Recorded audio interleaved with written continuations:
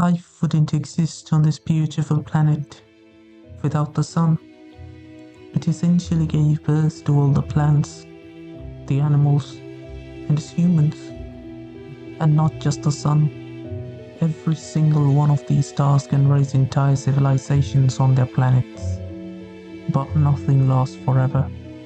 The sun will die, and so will all the other stars, leaving behind only a remnant of what used to be.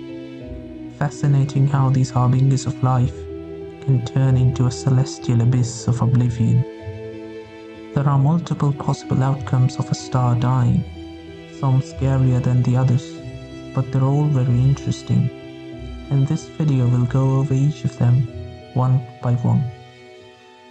Let's start with something that our own star will turn into, a red giant, followed by a white dwarf.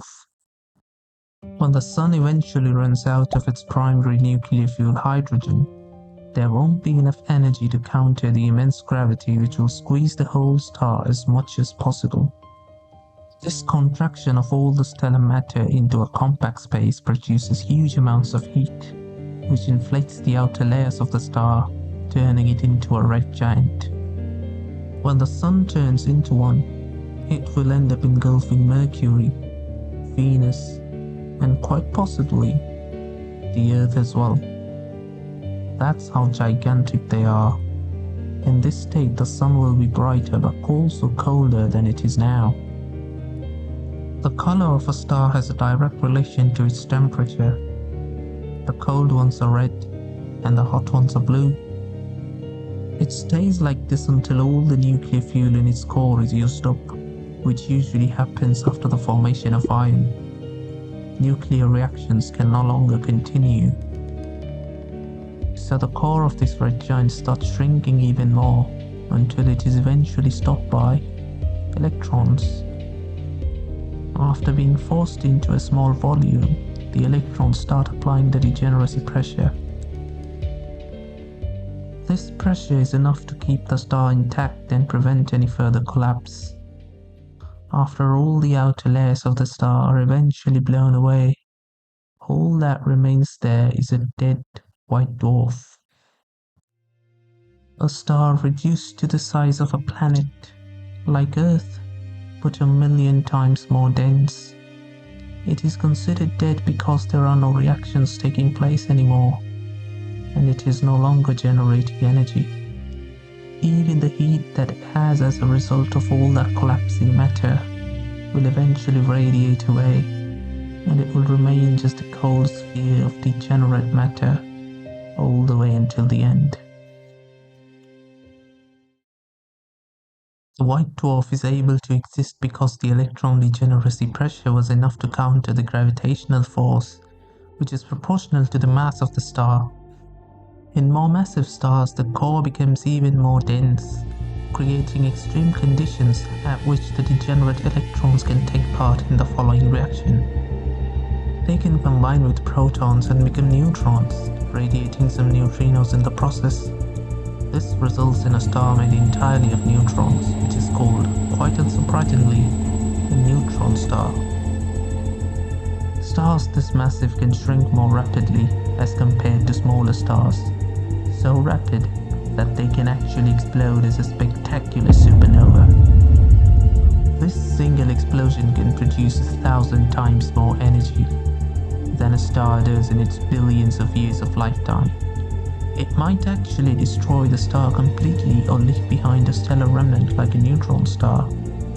These are some of the most extreme objects in the universe, and instead of electrons, it's the degeneracy pressure of neutrons that balances the immense gravity. They form a star that is twice as massive as the sun, collapses to a size of merely 10-20 kilometers. They're as big as a city and as dense as an atomic nucleus. That's a quintillion times denser than the Earth. And as you might have noticed, neutron stars do show a significant distortion of space and time. And being the extreme entities that they are, they also have a strong magnetic field. A neutron star can emit radio pulses from its magnetic poles. Such a radio source is called a pulsar. It emits a pulse every time it completes a rotation, which in this case is every second. Other neutron stars can have a magnetic field 1,000 times higher than usual.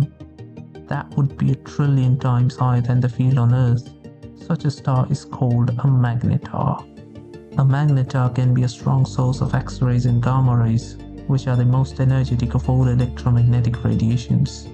This immense magnetism, however, only lasts for a small amount of time, in cosmic scale anyway. This is why there are very few known magnetars. There are also cases where a neutron star can be a pulsar and a magnetar at the same time. And now for the final form that a star can take. One of the most fascinating and mysterious objects in existence. A black hole. White dwarfs and neutron stars are held together by the degeneracy pressure of electrons and neutrons respectively, but they can only hold off so much. If a star's mass is larger than a certain limit, nothing can stop the gravity of all that matter to shrink everything as much as possible. The star eventually collapses to a single point. It is absurd to think about, but that's what actually happens. Its radius actually goes to zero. This point is called a singularity. If we move towards the singularity, the gravity will keep getting stronger and stronger as we move forward, theoretically becoming infinite at that point. As we go closer, at one point the gravity will be just strong enough to prevent light from escaping away, trapping it forever. This is the boundary known as the event horizon, beyond which lies nothing but darkness, and the region enclosed by the event horizon is exactly what we call a black hole. If a massive object such as a star falls into it, the black hole will gain more mass, which will increase the range up to which it can trap light. That's how black holes become bigger by consuming any sort of matter available. A black hole is the final state that a star can reach. Adding more mass would simply increase its size. It is possible that after a certain point in time, black holes would be the only object remaining in the universe, having consumed everything else. There are plenty of things that can be discussed about black holes and even the other stellar remnants. That's what we can do in some future videos. Until then, stay tuned and stay curious.